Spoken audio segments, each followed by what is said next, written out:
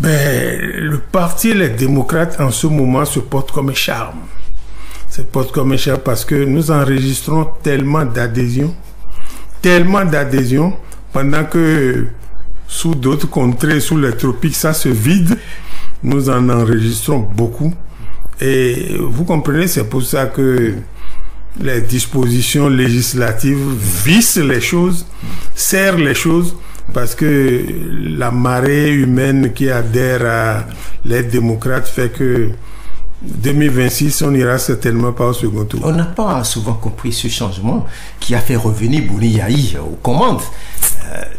Qu'est-ce que vous visez en entend pour ce choix? Non, on ne vise rien de particulier. Nous avons estimé que le président Yayi Boni, pour avoir été président de la République pendant 10 ans, avait accumulé plus d'expérience que tous les autres que nous sommes.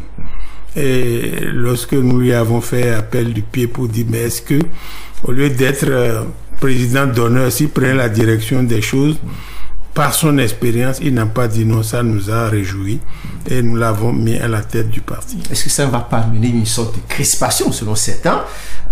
Ce combat Boni Yayi, Patrice Talon, qu'on a souvent dénoncé, va encore se retrouver avec beaucoup plus d'envergure. En fait, ce n'est pas faux de penser ça. Mais nous veillons au grain parce que le parti n'est pas dans le patrimoine du président Boni Yayi. Ça ne se résume pas à Boni Yayi. Non, ça ne se résume pas. On se concerte, on discute. Et puis, bon, Patrice Talon, moi, je n'ai pas voté pour lui, mais c'est lui le président de la République. Il faut qu'on trouve des passerelles pour parler avec lui. Qu'on l'aime, qu'on ne l'aime pas, c'est lui qui tient le pouvoir. On est obligé de trouver des passerelles pour parler avec lui. Et je crois que le président Yayi Boni est dans cette dynamique. Parlons du nouveau code électoral qui a été voté. Tout à l'heure, vous avez dit que on est en train de donner un coup de vis pour empêcher le parti de s'éclore. Alors, qu'est-ce que vous reprochez concrètement à ce nouveau code? Le code, c'est un code tordu. C'est un code qu'on ne devait pas montrer sur la place publique. Parce que c'est du n'importe quoi. Mais je vais me résumer à vous dire ce que est mouvance et opposition, la mouvance servile et l'opposition, on reproche à ce code. Le code dit il faut avoir au moins 20% dans toutes les circonscriptions électorales. 24 circonscriptions. 24 circonscriptions. Et on n'a pas prévu de porte de sortie au cas où aucune des listes en compétition n'aurait eu les 24 circonscriptions. Bon, on nous a dit que la Cour va aviser. Oh, vous connaissez la Cour constitutionnelle. Vous connaissez la Cour. Il n'y aura pas un vide juridique de toute façon. Oui, mais c'est pas ça. L'idéal, c'est qu'on ait un test qui permette à la vie politique de tourner normalement. Bon, la Cour, c'est la Cour du régime, c'est la Cour de la rupture. Elle dira ce qu'on va lui dire de dire. Vous avez vu le code truffé d'irrégularités, de contradictions. Mais le célèbre professeur Dorothée Sosa, que j'admire pour ses capacités intellectuelles, malheureusement, il a sombré dans cette affaire. C'est vous dire que les intellectuels devaient s'éloigner un peu de la politique. Mais la Cour dira ce qu'on va lui dire de dire. Oh, j'apprends dans les coulisses, on va prolonger le mandat de la législature en place pour trouver des formes. Moi, je suis parti à l'Assemblée pour 3 ans. Je ne suis pas parti pour une éternité. Donc, moi, je crois que on doit pouvoir respecter les tests que nous nous sommes donnés. Alors, vous respectez le test, le code est voté, on demande au parti d'avoir 20% dans chaque circonscription électorale. Qu'est-ce qui vous dérange? Il faut se mettre au travail. Mais la Constitution parle de 10%. La Constitution, qui est la loi mère, ils ont mis 10%. Maintenant, ils viennent mettre 20%. C'est-à-dire, c'est pas des choses, c'est pas des choses. Le pays est à volo. Le pays est à volo. Et ça ne fait pas bien. Notre pays qui est parti sur de très bons rails après 90, aujourd'hui, est méconnaissable. Et ce n'est pas bon. Alors, est-ce que cette condition vous fait peur au sein du parti Les Démocrates? Non, ça ne nous fait pas peur. plus que les autres. Parce que, je vais vous donner un tout petit exemple. Dans la 16e, où on met Diogbeno à Calavi, personne ne le connaît à Cotonou. On le met tête de liste dans la 16e. Si on forme une bonne équipe, on va s'asseoir à la 16e, ils n'auront pas. BR, UP, Moël, Prudence, comme le chef de l'État a fait appel à ces deux particules-là, ils n'auront pas les 20%. Mais ça donne quoi? Si Yahi va s'asseoir dans son Paracoucha Oru, ils n'auront pas les 20%. Mais et en ce moment, la Cour va aviser. Mais est-ce qu'on fait des législations pour aller s'adosser à la Cour? Non, ce n'est plus. On fait une législation pour que le pays avance. Quand on lit les textes, on sait que le pays avance. Maintenant, on fait des législations pour aller s'adosser à la Cour. Les députés de la mouvance sont inquiets. Ils sont autant inquiets. Moi, je dirais plus inquiets que moi parce que nous, on est en train de finir. Qu'on le veuille ou non, on est en train de finir. Mais les jeunes députés que je vois là, on se parle, hein. On se parle. Mais ils sont désarticulés. Et puis je leur dis, mais vous-même là, pourquoi vous votez pour ces choses-là? Alors on te dit, bon, comme dit Madame Zanou, c'est la signe Djohodo. Donc on fait du djohodoïsme. Et puis ils votent les lois. J'ai entendu un député dire, quand on a envoyé les fonctionnaires à la retraite après 20 ans, il tient la tête, il dit, oh, si on savait que c'est l'usage qu'on allait en faire, on n'allait pas voter. Alors voilà, on vote des choses et puis après l'application vous surprend. Non. De toutes les façons, moi je crois que le président Talon qui est en fin de mandat, en fin de présence au pouvoir, il gagnerait. Comme il dit que quand il va sortir, on va le porter en triomphe. Moi, il ne serait pas dans l'équipe qui va le porter. Et il gagnerait à faire les choses un peu plus, mieux, pour coulisser, passer la main à celui qui va le... Aujourd'hui, la loi est votée, promulguée. Qu'est-ce que vous attendez? Vous connaissez l'histoire de la loi Fillon? Il y a une loi qui a été votée en France sur l'éducation nationale. Votée, promulguée par feu Jacques Chirac. Mais quand les gens ont commencé à sortir, ils ont rapporté la loi. Et c'est ça qui fait la force d'un régime. Reconnaître qu'à un moment donné, on s'est trompé, il faut reculer. C'est ça qui fait la force d'un régime.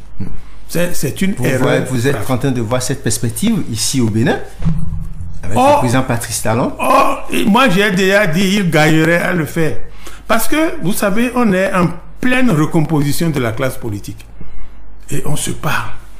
On se parle. On est en pleine recomposition de la classe politique. Vous verrez des gens, des démocrates se mettre assis à côté, des gens de BR, des gens de UP. Bon, si BR là jusqu'en ce moment, s'asseoir côte à côte et discuter de l'avenir du pays. Donc, tout ça là, le président Patrice Talon le sait. Il ne faut pas que les derniers moments de sa gouvernance, il n'y ait plus personne autour de lui. Parce que les autres veulent protéger aussi leur avenir. Donc, le débat se fait. Le débat se fait. Et moi, je dis, il ne faut plus regarder l'ego. Il faut voir ce qui arrange le pays. L'Église catholique a conduit une initiative dans ce sens, où il est demandé quand même de revoir la loi. Vous pensez que ça pourrait avoir un aboutissement? Mon souhait, c'est que cela ait un aboutissement. Parce que l'Église catholique, c'est une institution très solide, très puissante, et qui fait des réflexions très profondes. Très profondes. Quand l'Église se jette dans une bataille, il faut savoir que elle a vu le danger de loin. Moi, je crois que avec ce que l'Église fait, sans moyen, parce qu'on nous a dit de cotiser 2000 francs chacun. On a cotisé 2000. C'est pas des gens qui veulent de l'argent, c'est pas pour l'argent qu'ils le font. Mais je crois que le chef de l'État a intérêt à écouter. Et puis le peuple, quand vous a élu, on ne vous a pas vendu le pays. Vous devez être à l'écoute de votre peuple. Au lieu d'être à l'écoute de Macron, alors, on devait être à l'écoute. Monsieur Honorable Arossi, vous avez dit que en étant à la tête, il faut être à l'écoute du peuple. Récemment, il y a eu cette tournée de reddition de comptes des membres du gouvernement, non seulement pour rendre compte, mais également pour recevoir les attentes des populations. Quel regard jetez-vous sur cette initiative? Oh, c'est triste. On aurait dû ne pas le faire. On aurait dû ne pas le faire parce que d'abord, on ne connaîtra jamais ce que ça a coûté au fisc, au trésor public. Mais on aurait pu faire comme certains pays, le Sénégal, le Togo, où ils ont désarmé le tarif douanier pour permettre aux gens de souffler un peu. Avec l'argent qu'on a gaspillé là, ça aurait pu servir au pays. Ça n'a pas. Vous ne connaissez pas le montant. Non, mais je sais que ce n'est pas gratuit non plus. Oui, mais bon, je ne connais pas le montant. Ça pourrait être un montant vraiment insignifiant. D'accord, insignifiant, mais c'est pas leur argent, c'est l'argent du peuple. Donc, insignifiant, il faut que ça profite au peuple. Et puis, écoutez, on a dit tournée gouvernementale de reddition de comptes. Mais mais par exemple, c'est le député qui a le plus parlé et qui a menti grossièrement qu'on a construit des ponts ici. Bon, moi, j'étais au village depuis hier. Je suis allé chercher les endroits du pont. Mais les gens m'ont dit qu'il n'y a jamais eu de pont. Bon, on dit ces choses. Et puis, il paraît qu'à Kome ici, on a présenté quelqu'un comme la Banque mondiale. Bon, est-ce que si c'est pour aller dire ça aux gens, j'ai écouté le ministre de la Justice alors. Les gens qui passent leur vie entre Glodjibé et Godomera, il ne faut pas qu'ils aillent décrire les choses qui se passent à l'international. On dit qu'on a construit un hôpital à Calavi équipé de matériel qui n'existe nulle part au monde. Alors, pour quelqu'un qui a été à l'école, il devait s'abstenir de descendre si bas. Il est descendu dans un caniveau. Parce que on ne peut pas créer une usine pour fabriquer du matériel pour abomber Calavi et puis fermer l'usine après. C'est ce que c'est. Ouais. Et puis, quelqu'un qui va dire que les coqs et les poules ont mangé le maïs. Non, voilà, cette tournée, elle est négative. Ça permet quand même peut-être d'avoir les attentes des populations pour mieux orienter l'action gouvernementale. Ce n'est pas quand on a 10 ans fait, c'est pas quand il reste moins de 2 ans qu'on va recueillir l'attente des populations.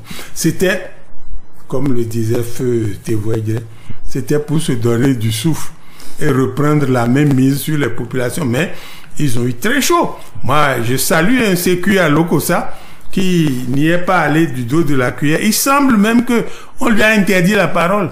Et c'est les autres sécu qui ont dit il faut qu'il parle, sinon personne ne parle. On l'a conduit quelque part pour lui dire ce qu'il va dire. Il dit je ne dis pas. Si c'est ça, je ne parle pas.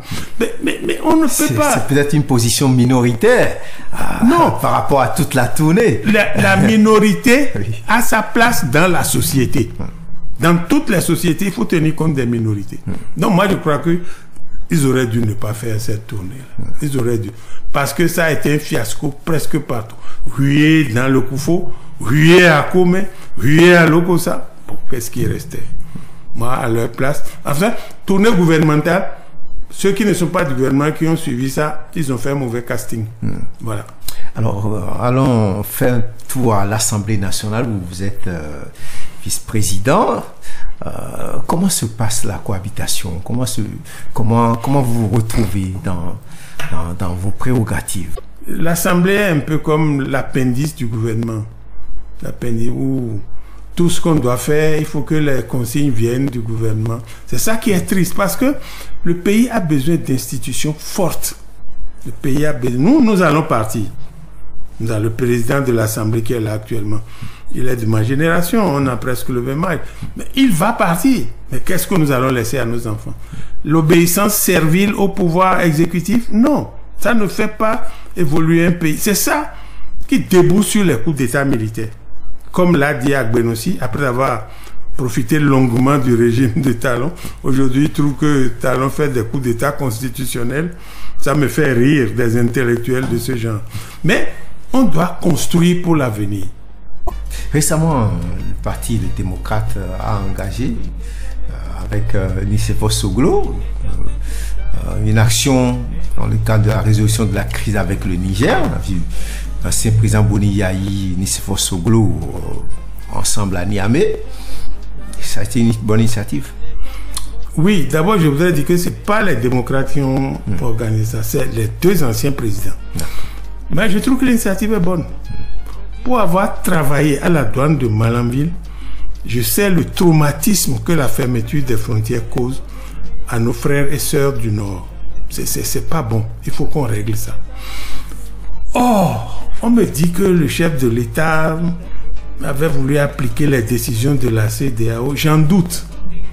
La CEDEAO ne pouvait pas dire de fermer les frontières, d'aller en guerre. Mais il y a eu coup d'État au Mali, non, est-ce qu'on a fermé les frontières? Il y a un coup d'État au Burkina, on a fermé les frontières. Je crois que le problème du Niger, il y a des révélations qui nous reviendront un jour, on comprendra. Parce que la CEDEAO ne peut pas se mettre dans cette logique. J'ai cherché le texte fondateur, le traité fondateur de la CEDEAO. Je n'ai vu ça nulle part. Et mieux, la CEDEAO a été initiée par deux chefs d'État putschistes, général Gowon et général Eyadema. C'est eux qui ont initié la CEDEAO. Mais ils ne pouvaient pas initier ça et mettre dedans qu'il faut prendre des mesures contre les putschistes. Donc moi je crois que la France nous a manipulés et on est tombé dedans. Aujourd'hui, ça nous retombe dessus. Et je souhaite que... J'ai senti que le président Talon même commence à être peiné de la situation. Et ça me réjouit. Je souhaite qu'on trouve une formule. Parce que les autres disent, on a chassé les militaires français. Nous, on les a pris. Ils sont à Kandi, hein? Non, monsieur, on aura dans le gouvernement dit qu'il n'y a pas de base. Mais c'est ce que le gouvernement vous a dit. S'ils appellent, moi je ne dis pas de seulement base. Il vous serait difficile de très facile. Prouver, on a envoyé une mission. On a envoyé une mission. Oui. Les gens sont basés à Lebousso. Oui. Mais on a envoyé. Peut-être des instructeurs. Oui, mais si on envoie plus de 300 instructeurs pour former 200 militaires, je trouve que c'est formidable. Hein. On peut pas. On n'a pas d'éléments pour pouvoir soutenir. Moi, j'ai d'éléments. Je ne dis pas de me soutenir là-dedans. Moi, j'ai des éléments. Nous, on a envoyé des gens. Les démocrates, c'est beaucoup de militants du Nord. C'est beaucoup de militants du Nord. Toutes les missions qu'on a envoyées sont revenus nous dire les mêmes choses. Donc moi je dis, ça aussi, ça inquiète les Nigériens. Mais ne polémiquons pas trop. Souhaitons que la médiation... Et j'ai été heureux quand le chef de l'État a reçu les deux anciens présidents. Souhaitons que ça se termine bien. C'est le signe d'ouverture. Oui. Ça lui arrive de temps en temps de s'ouvrir. Je souhaite que ça nous permette de régler ça. Parce que les gens souffrent. Aujourd'hui, ils sont obligés d'aller passer par Segbana, rentrer dans le Nigeria et remonter pour tomber à Niamey. C'est pas bon. C'est pas bon. On a besoin de nos ressources pour autre chose. Alors, une toute dernière question avant de boucler, hein, honorable. Oui. Boni Yayi, vous l'avez combattu pendant 10 ans. Aujourd'hui, vous êtes à ses côtés. Comment ça se passe, la cohabitation? Je vais d'abord vous dire que je vais citer cette pensée de ce célèbre auteur, le prince de Machiavel. Oui. On évite un danger que pour encourir un autre. La présence humaine consiste à éviter le pire. En me mettant avec Boni Yayi, je veux éviter le pire à notre pays. Voilà. Yayi Boni, c'est l'homme qui quand même sait reculer quand il voit le danger venir. Mais nous n'assistons pas à ça. N'assistons pas à ça. Donc, il avait des qualités. Non, aucun président ne peut être nul. Mais Talon a ses qualités. Ah oui, tout. Sinon, c'est une insulte à ceux qui ont voté pour lui. Non, la population n'est pas bête. Mais il y a des choses ponctuelles, spécifiques sur lesquelles il faut... Yayi Boni savait reculer quand ça. Yayi Boni n'aurait pas fait un code tordu, alambiqué, qui ouvre droit dans le mur. On va dans le mur et on va vers l'impasse. Yayi Boni n'aurait pas fait ça. Quand les églises, la conférence épiscopale a commencé à créer, il aurait reculé. Bon, donc c'est peut-être pas trop tard encore ici au Gabon. Non, je crois que le chef de l'État finira par se dire, il y a trop de plaintes, il faut revoir ça. Je pense. Qu'on ne revoit pas, Arossi ne se sent pas menacé. Non, pas du tout. Mais pour le pays, je pense qu'il faut qu'on revoie. Alors, nous sommes à la fin de cet échange. Un mot pour conclure. Je voudrais demander aux populations d'ouvrir les yeux et de regarder dans le bon sens. Je ne veux pas faire campagne pour LD. Nous qu'à ouvrir les yeux et regarder la route qui mène droit vers la présidentielle en 2026. Et l'emprunter parce qu'il faut qu'on change de paradigme. Il faut qu'on change de gouvernance. On dit qu'on ne change pas une équipe qui gagne. Je suppose qu'elle gagne. Je suppose parce que les ministres... le président a dit ça le lendemain. Il a chassé Homeki. il a chassé le ministre Kenom, il a chassé Benoussi, et j'ai appris qu'il y a un autre ministre qui est parti en mission, qui a fui, qui n'est plus revenu. Bon, je suppose que l'équipe gagne. Mais si c'est ça qu'on appelle gagner, je veux qu'on gagne davantage en regardant une autre direction en 2026.